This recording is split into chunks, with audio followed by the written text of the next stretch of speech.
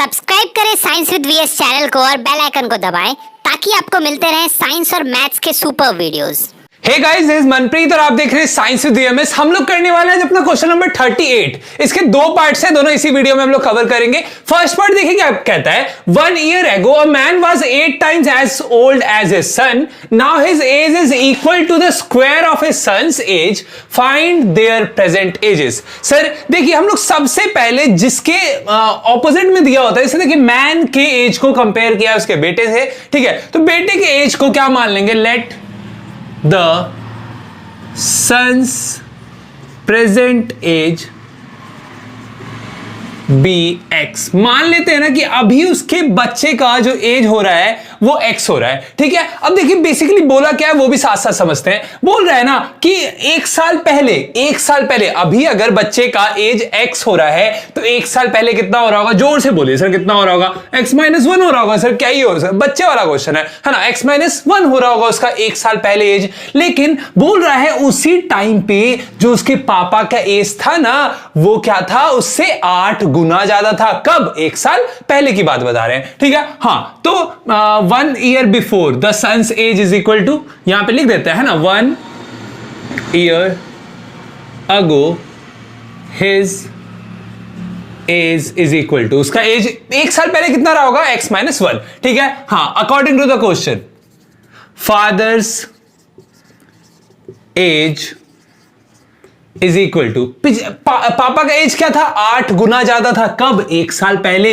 इस x की बात नहीं कर रहे, एक साल पहले क्या था उसका एज, x -1, उससे 8 गुना ज्यादा यानी 8 इंटू x -1 उसका एज था। अब इसको आप सॉल्व कर सकते हैं। 8 इंटू एक्स क्या हो जाएगा, 8x हो जाएगा। 8 इंटू 1 क्या हो जाएगा, -8 हो जाएगा हमारा। समझ में आया, बस इतना सही करना था और कुछ नहीं करना था। अब देखिए ना, अब क्या बोल रहा है, now his age is equal to the square of his son's as.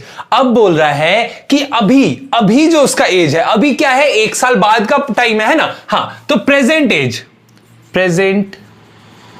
As of father, उसके पापा का अभी कितना साल हो रहा होगा, अभी एक साल बाद की बात कर रहे हैं। तो इसमें 1 अगर प्लस कर दे यानी कि 8x -8 प्लस 1 अगर कर दे तो अभी का रिसेंट एज निकल जाएगा, एक साल बाद का एज निकल जाएगा उसका, है ना, क्योंकि हम लोग एक साल पहले की बात कर रहे थे अभी तक। अब देखिए क्या हो जाएगा, 8 -1 या फिर 1 +1 -8 कितना हो जाएगा हमारा, -7 हो जाएगा।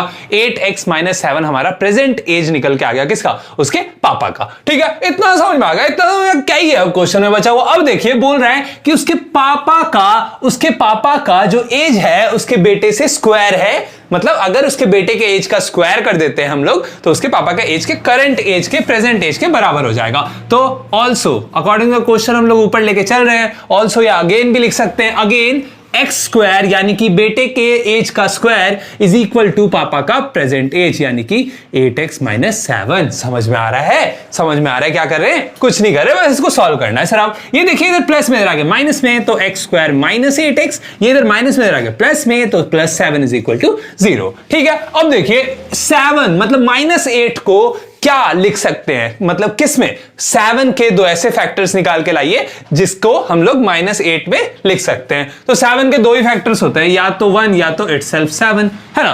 दो ही फैक्टर्स यहां से निकल के आ रहे हैं, तो सर इन दोनों को माइनस माइनस कीजिए ना, तो -8 आ रहा है। क्या ही बहस करें, आसान क्वेश्चन है। तो x स्क्वायर माइनस क्या हो जाएगा हमारे पास, 7x -x + 7 is equal to 0। अच्छा दोनों माइनस माइनस क्यों रखे, मतलब प्लस करके क्यों लाए, क्योंकि सर यहां पे भी प्लस का साइन था, यहां पे भी प्लस का साइन था, दोनों के पास प्लस है तो ऐड होगा। माइनस होता, अगर एक माइनस होता एक प्लस होता तो माइनस करते, ठीक है। हाँ मतलब सेम साइंस पे हम लोग प्लस करते हैं और ऑपोजिट साइंस पे क्या करते हैं, माइनस करते हैं। याद रखिएगा बस अपना। यहां देखिए x है दोनों के पास, तो x को कॉमन ले लिया, यहां बचा x -7, यहां माइनस कॉमन ले लिए, -1 कॉमन ले लिए, तो क्या बच गया x -7। क्यों, क्योंकि देखिए यहां प्लस था, माइनस कॉमन ले लिया, माइनस इंटू माइनस ब्रैकेट खोलेंगे तो फिर से प्लस हो जाएगा, इसलिए माइनस कॉमन लिए। यहां x -7 दोनों में है, तो x -7 को घर से बाहर निकाल दीजिए। सर x -7 को हम लोगों ने बेदखल कर दिया, प्रॉपर्टी से बेदखल कर दिया, तो हमारे पास सिर्फ क्या बच गया, x -1 बच गया इज इक्वल टू 0।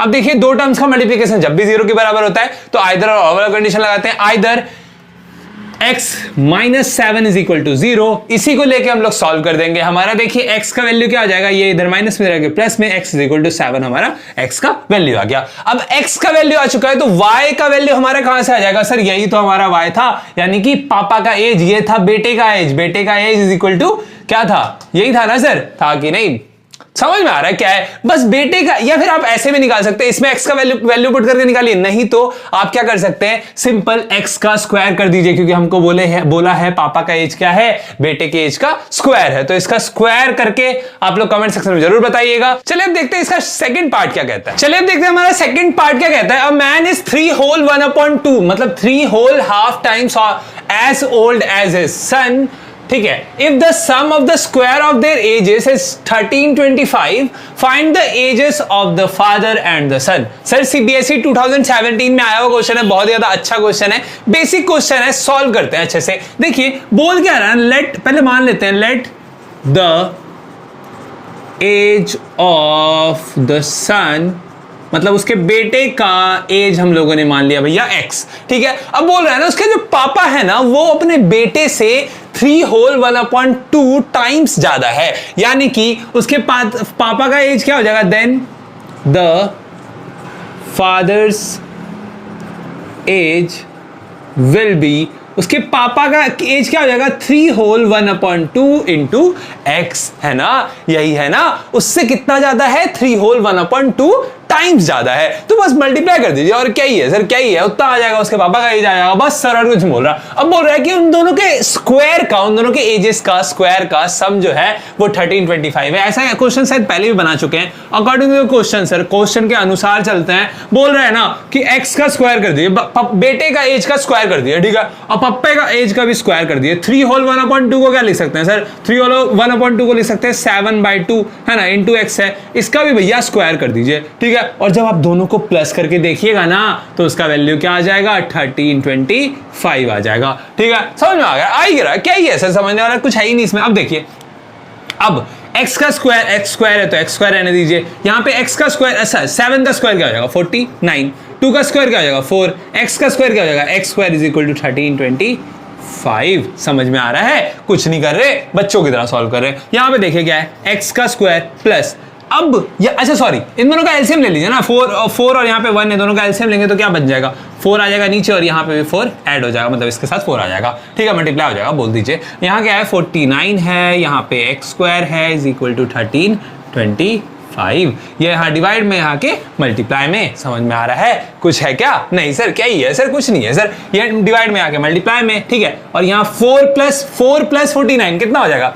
4 प्लस 49 आपका हो जाएगा 53x square is equal to 1325 into 4, ठीक है। ये यहाँ मल्टीप्लाई में, इधर आके डिवाइड में, इसको सॉल्व इसीलिए नहीं कर रहे क्योंकि मुझे दिख गया है क्या होने वाला है, x का स्क्वायर इज इक्वल टू आपके पास हो जाएगा 1325 इंटू 4 बाय 53, ठीक है। हाँ 53 ये जाएगा 2 है, और हमारे पास क्या है, यहाँ पे हो जाएगा आपका 25 हो जाएगा, ठीक है। अब 25 इंटू 4 क्या हो जाता है सर, कि 25 इंटू 4 हो जाता है आपका 100, ये यहाँ स्क्वायर था, यहाँ के बन गया रूट, 100 का रूट हो जाता है आपका 10, तो x का वैल्यू आपका 10 ईयर्स आ चुका है, 10 ईयर्स आएगा, क्यों भैया, क्योंकि x हमारे कौन थे, हमारे बेटे थे, हमारे बेटे नहीं थे, जिनके जो पापा का एज पूछा है उनके बेटे थे x, ठीक है, जिसका हमारा 10 ईयर्स निकल के आ चुका है। आपको पापा का एज कैसे निकालना है, यहां पे पुट कर दीजिए x यहां पे 10